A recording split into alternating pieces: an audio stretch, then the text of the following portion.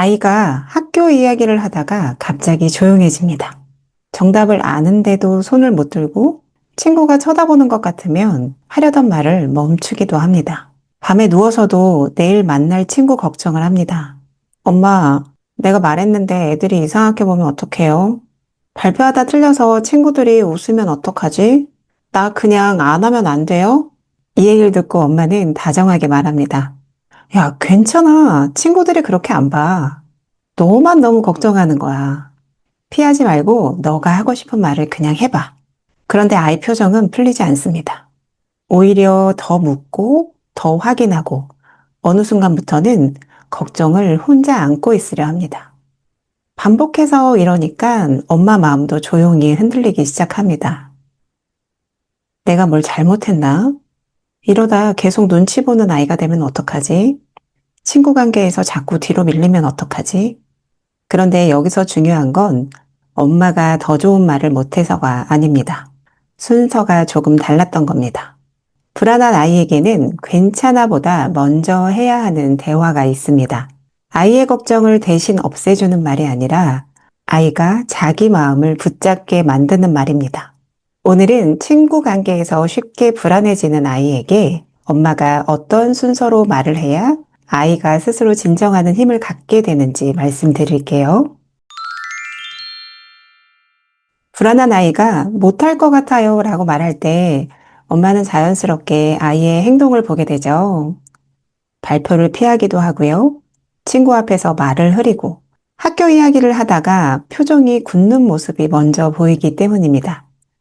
그래서 말씀하시죠. 아, 그냥 해봐. 친구들이 그렇게까지는 생각 안 해. 너도 할 수 있어. 화이팅! 할 수 있다니까. 이 말들이 틀린 건 아닙니다. 하지만 아이가 걱정하는 핵심을 건드리지 못할 때가 많습니다. 엄마는 할 수 있어 라고 행동을 이야기하지만 아이는 친구가 나를 어떻게 볼까를 걱정하고 있을 수 있어요. 그래서 먼저 확인을 해야 할 건 아이가 할 수 있느냐가 아닙니다. 어떤 반응을 가장 두려워하는지입니다. 아이의 못할 것 같아요 안에는 여러 장면이 들어 있습니다. 틀릴까봐 걱정이 되는 건지, 친구가 나를 이상하게 볼까봐 긴장되는 건지, 어제 나를 불편하게 했던 그 아이를 다시 만나는 게 부담스러운 건지 확인해야 합니다. 아이가 구체적으로 무엇을 걱정하는 건지 정확히 알지 못하면 대화는 같은 자리에서 반복됩니다. 뭐가 그렇게 걱정돼? 그냥 무서워요. 그러니까 뭐가 무서운데? 이렇게 되면 아이도 답답하고 엄마도 답답하시죠. 그래서 엄마의 첫 마디는 아이를 설득하는 말이 아니라 걱정의 내용을 좁혀주는 말이어야 합니다. 친구들이 너를 어떻게 볼까봐 긴장됐구나. 이렇게 한번 좁혀주셔도 되고요. 그 친구를 다시 만나는 게 마음에 걸렸어? 틀렸을 때 놀림받을까봐 걱정됐구나. 그 상황이 너한테는 무섭게 느껴졌나 보다. 여기까지는 엄마가 좀 짚어주신 부분이었잖아요. 그 다음에 넌 어땠어? 라고 아이는 어땠는지를 다시 물어봐 주시면 좋습니다. 엄마가 말씀하신 구체화 내용 중에 내용이 있을 수도 있어요. 그러면 맞아요. 틀릴 때 놀림받을까 봐 걱정됐어요. 이렇게 말할 수도 있고요. 아, 그건 아닌데 하면서 자신의 다른 걱정거리를 이야기할 수가 있거든요. 이 말은 아이의 불안에 동의하는 말이 아닙니다. 걱정을 키우는 말도 아니고요. 아이 스스로 자기 마음을 알아차리게 돕는 말입니다. 그러면 아이는 이렇게 정리를 하게 돼요. 친구가 싫은 게 아니라 친구 반응이 걱정됐던 거구나. 나는 걱정이 많은 이상한 애가 아니었구나. 내가 지금 긴장하고 있구나. 이렇게 마음이 구체적으로 정리가 되면 아이는 엄마의 다음 말을 들을 준비가 됩니다. 아이의 걱정을 확인해 줬다면 그 다음부터는 엄마의 역할이 조금 달라져야 합니다. 우리는 여기서 계속 안심을 보증해주는 말을 해주잖아요. 친구들이 너 이상하게 안 봐. 그런 일 안 생겨. 걱정하지 않아도 돼. 엄마가 보기엔 정말 괜찮아. 이 말도 틀린 말은 아닙니다. 그런데요, 아이가 불안해할 때마다 엄마가 대신 안심을 보증을 해주면 아이는 불안이 올라올 때마다 다시 확인받고 싶어집니다. 그래서 계속 같은 질문을 반복하죠. 진짜 안 그럴까? 근데 만약 또 그러면 내일 그 애가 또 나한테 뭐라고 한다면 어떡해요? 이때 엄마가 또 아니야 괜찮아 라고 답하시면 아이는 잠깐은 편해질 수 있어요. 하지만 시간이 지나고 나면 또다시 묻죠. 아이 스스로 불안을 다루는 방법을 배운 게 아니라 엄마에게 확인받는 것만 반복해서 그래요. 이 지점에서 대화의 목표를 바꿔야 합니다. 엄마가 아이에게 확신을 주는 것이 아니라 아이가 자기 마음 속에서 확인하는 순서를 배우게 하는 겁니다. 이렇게 말해보세요. 엄마도 내일 친구가 어떻게 반응할지 100% 알 수는 없어. 그런데 우리는 지금 세 가지로 나눠볼 수는 있다. 첫 번째는 일단 이미 일어났던 일. 두 번째는 아직 일어나지 않은 걱정. 세 번째는 지금 내가 할 수 있는 말. 이렇게 세 가지로 나눠볼까? 아이가 내가 말했는데 친구들이 이상하게 보면 어떡해요? 라고 말하면 이렇게 정리해 줍니다. 이미 일어난 일은 너가 내일 말해야 하는 상황이 있다는 거야. 친구들이 너를 이상하게 볼 거라는 건 아직 일어나지 않은 걱정이야. 그리고 지금 너가 떠올려야 하는 말은 이거야. 내가 걱정하는 건 아직 일어나지 않은 일이네. 나는 걱정이 올라와도 천천히 확인해 볼 수 있어. 이 대화를 꾸준히 하시면 아이는 불안이 올라온다고 해서 그 생각을 믿지 않아도 된다는 것을 알게 되고요. 내가 걱정하는 장면과 실제로 일어난 일을 나눠볼 수 있게 됩니다. 또 하나는요, 엄마한테 확인하지 않아도 자기 마음속에서 한번 멈춰서 확인할 수 있는 능력이 생기게 됩니다. 스스로 진정하는 아이는 처음부터 혼자 잘하는 아이가 아닙니다. 처음에는 엄마의 말을 빌려서 합니다. 그리고 그 말을 여러 번 듣고 나면 어느 순간 그 말이 자기 말인 것처럼 사용하기 시작해요. 지금은 걱정이 커진 거야. 아직은 실제로 일어난 일은 아니야. 나는 이 마음을 천천히 확인할 수 있어. 이게 엄마가 아이한테 남겨주셔야 할 진짜 자기 문장입니다. 그런데 이런 걱정이 들기도 하죠. 이렇게 아이 마음을 다 들어주면 더 약해지지 않을까요? 계속 피하고 싶다고 말할 때마다 공감해주면 결국 피하는 아이가 될 수도 있지 않나요? 친구 관계는 현실인데 마음만 알아준다고 해결이 될까요? 이런 걱정은 필요합니다. 불안한 아이에게 공감만 있어서는 부족합니다. 공감만 있고 다음 단계가 없으면 아이는 계속 같은 방식으로 피할 수 있습니다. 그런데 반대로 공감 없이 방향만 주면 어떻게 될까요? 아이는 움직이지 않아요.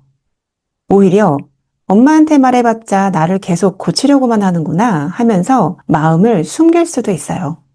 그러면 다음부터는 불안해도 말하지 않게 될 수 있어요. 겉으로는 말하지 않으니까 괜찮아진 것처럼 보이는데 안에서는 혼자서 더 오래 걱정할 수 있습니다. 예일대 아동연구센터의 엘리 레보이즈 박사가 개발한 스페이스 접근이 있어요. 이 스페이스는 아이에게 너가 힘든 걸 안다는 인정과 그래도 너는 이 불편을 감당할 수 있다는 믿음을 함께 전하는 방향을 강조하기도 합니다. 그러니까 순서가 중요해요. 무서울 수 있어. 여기까지가 공감입니다. 그 다음은 전략이에요. 오늘 너가 할 수 있는 아주 작은 하나는 뭘까? 공감은 회피를 허락하는 말이 아니고요. 아이가 엄마와 대화를 이어나갈 수 있게 하는 첫 단계입니다. 혹시 지금 들으시면서 내가 아이를 도와준다고 했던 말이 사실은 아이를 빨리 바꾸려는 말이었구나 라고 느끼셨다면 좋아요 한번 눌러주세요. 이 영상이 불안한 아이를 키우는 다른 부모님들께 닿는데 큰 도움이 됩니다. 이제 아이가 실제로 움직일 수 있게 도와주셔야 합니다. 여기서 목표를 크게 잡으면 아이는 다시 부담을 느끼게 돼요. 당당하게 말해. 친구 눈치 보지 마. 그냥 너 생각을 정확히 말만 하면 돼. 이 이야기는 방향은 맞지만 불안한 아이한테는 너무 큰 과제일 수 있어요. 아동불안 치료 연구자인 로널드 라피는 아이가 걱정을 탐정처럼 살펴보고 어려운 상황에서 천천히 다가가는 연습을 할 수 있게 부모님이 도울 수 있는 전략을 제시했습니다. 이걸 친구 관계에 적용하면 이렇게 됩니다. 친구 무리에 바로 끼는 게 어렵다면 오늘 목표는 근처에 3분만 있기로 줄이는 거예요. 먼저 말을 거는 게 어렵다면 눈이 마주쳤을 때 고개만 끄덕이기부터 시작합니다. 자기 의견을 말해야 한다면 긴 설명이 아니라 나는 이거 하고 싶어. 한 문장만 해보는 거예요. 싫은 말을 들었을 때는 그 말은 조금 속상해까지만 말해도 됩니다. 하루에 한 가지만 할 수 있게 도와주시면 돼요. 아이에게 선택권을 주는 것도 중요합니다. 오늘은 세 가지 중에 하나만 골라보자. 인사만 하기, 친구 옆에 잠깐 있기, 아니면 엄마랑 먼저 연습해볼까? 지금 너가 할 수 있을 것 같은 건 뭐야? 이렇게 물으면 아이는 끌려가는 느낌이 아니라 직접 고르는 느낌을 받습니다. 여기에서 아이의 자기 통제력이 생기기 시작해요. 이렇게 내가 선택하고 내가 주도적으로 할 수 있는 행동이 하나 생기면 불안은 조금 낮아집니다. 그리고 아이가 해낸 뒤가 정말 중요합니다. 그냥 잘했어로 끝내지 마세요. 처음엔 친구가 이상하게 볼까봐 걱정했는데 실제로는 어땠어? 너가 걱정한 일이 전부 일어나진 않았네. 우와, 오늘은 인사 하나를 해낸 거야. 불안이 없어져서 시도한 게 아니라 불안했는데도 불구하고 너가 해본 거네. 우와, 그래서 더 멋지다. 이 정리가 쌓이면 아이는 기억합니다. 나는 불안해도 작은 하나는 할 수 있는 아이구나. 이렇게요. 사실 불안해하는 아이를 볼 때 엄마 마음이 더 크게 흔들리죠. 내가 잘못 키워서 그런가? 계속 이렇게 소심하면 어떡하지? 친구 관계에서 밀리면 어떡하지? 사회성 없는 아이로 자라면 어떡하지? 이 걱정이 커질수록 엄마의 말은 급해질 수 있어요. 야, 계속 피하지 말고 용기를 내라니까. 친구들은 너한테 그렇게 큰 관심이 없어. 왜 너만 그렇게 생각해? 엄마는 도와주려고 한 말입니다. 하지만 아이는 이렇게 받아들일 수 있어요. 엄마도 내가 답답한가 보다. 내가 말하면 엄마가 더 크게 걱정하는 것 같아. 다음부터는 말하면 안 되겠는데? 나는 엄마를 걱정시키는 이상한 아이야. 여기서 꼭 기억해 주세요. 아이의 불안이 전부 엄마 탓이 아닙니다. 불안은 아이가 타고난 기질과도 연결되어 있고요. 학교에서 만나는 관계, 새로운 환경, 친구들의 반응, 아이가 세상에서 해석하는 방식까지 함께 영향을 받아요. 엄마의 말과 반응은 중요합니다. 하지만 이 말은 엄마가 원인이라는 뜻이 아닙니다. 엄마가 아이를 도와줄 수 있는 가장 가까운 사람이라는 뜻입니다. 불안한 아이를 고치려 하기보다는요, 아이 마음을 먼저 들어주세요.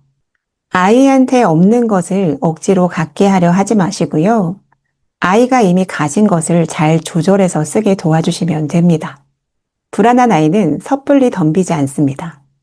신중하게 보고 조심스럽게 결정합니다.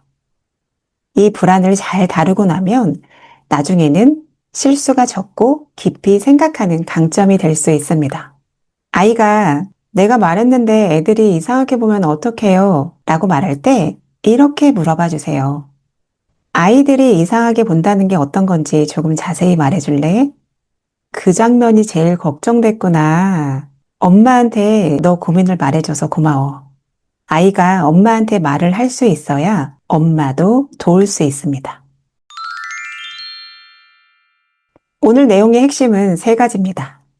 첫 번째, 불안한 아이에게 첫 대화는 해결이 아니라 확인입니다. 두 번째, 엄마가 계속 안심을 보증하기보다는요, 아이가 따라갈 수 있는 자기 진정 문장을 남겨줘야 합니다. 세 번째, 공감 뒤에는 아이가 직접 고를 수 있는 작은 행동을 찾아야 합니다. 불안한 아이를 보면서 너무 조급해하지 마세요. 아이의 불안은 고쳐야 할 결함이 아니라 다루는 법을 배워야 할 감정입니다. 엄마가 믿어주는 만큼 아이도 자기 자신을 믿기 시작할 거예요. 오늘 내용이 도움이 되셨다면 좋아요 눌러주시고요. 불안한 아이 앞에서 어떤 말을 해야 할지 고민하는 부모님이 계시다면 영상을 공유해 주세요. 그리고요, 아이 마음을 이해하고 대화로 키우는 방법이 필요하시다면 구독해 주세요. 아이를 강하게 만드는 건 불안을 없애주는 엄마가 아닙니다. 불안해도 다시 해볼 수 있다는 말을 아이 안에 남겨주는 엄마입니다. 엄마와 아이 모두 행복하면 좋겠습니다. 감사합니다.